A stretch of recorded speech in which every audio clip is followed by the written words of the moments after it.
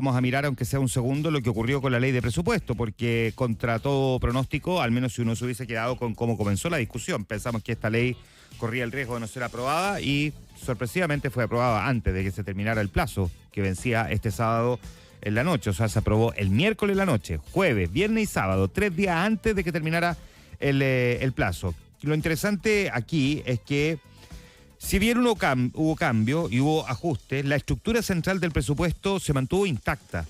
Y habíamos visto una cantidad de desafíos, emplazamientos, exigencias al gobierno que la verdad no movieron la aguja respecto del debate en términos gruesos. Porque claro, si hacemos doble clic en la ley de presupuesto nos vamos a encontrar con varios cambios. Pero lo que encontramos en el debate, recordemos que fueron bien hartos tropiezos, varios contras. El gobierno y en particular el ministro de Hacienda, Nicolás Grau, estaba emplazado a, de alguna manera, mostrar las proyecciones de ingreso más en detalle y generar mayores recortes de gasto, y sin embargo logró llegar a esta última instancia de la tramitación sin tocar esas proyecciones de ingreso y tampoco de gasto público, que eran dos de los temas más cuestionados por la oposición. De hecho, en una de las primeras minutas que elaboró Chile Vamos, ustedes probablemente lo van a recordar, que era básicamente la minuta para negociar con el Ejecutivo, se había establecido que el presupuesto del próximo año estaba desfinanciado en cerca de 1.500 millones de dólares, por lo que le pedía un recorte precisamente de esa magnitud.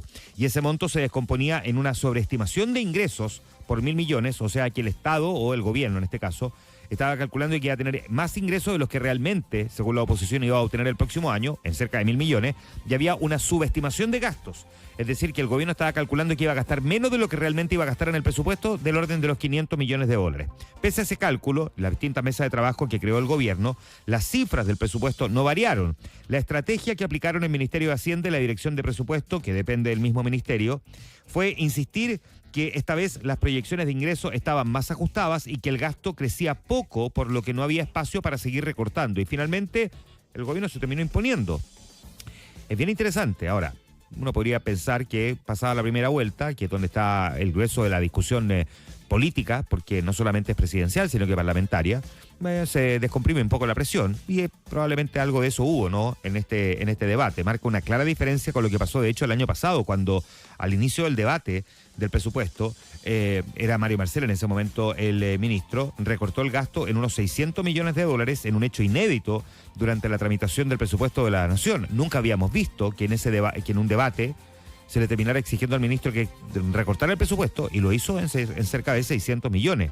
Ahora el presupuesto conservó su expansión de gasto. Recordemos que este presupuesto es expansivo, aunque bastante menos, digamos, que lo que hemos visto en años anteriores, de 1,7%, si lo comparamos con el presupuesto de este año, lo que en monto equivale a 86,2 billones de dólares, son cerca de 90.000 millones. Se trata del menor incremento que hemos tenido, por lo menos los últimos años. Yo diría que desde el 2023, si no me falla la memoria, cuando ahí también subió poquito, veníamos saliendo de la pandemia.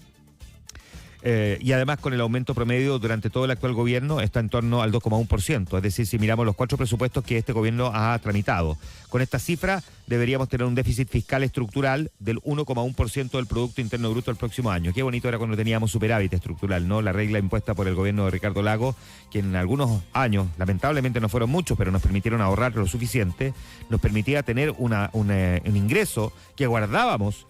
Era un superávit estructural del 1%. Después quedó en 0% con el paso de los años, y ahora estamos del orden de un déficit estructural del 1,1%. El déficit estructural del Producto Interno Bruto, es decir, estamos gastando más de lo que está entrando en términos estructurales a nuestra economía.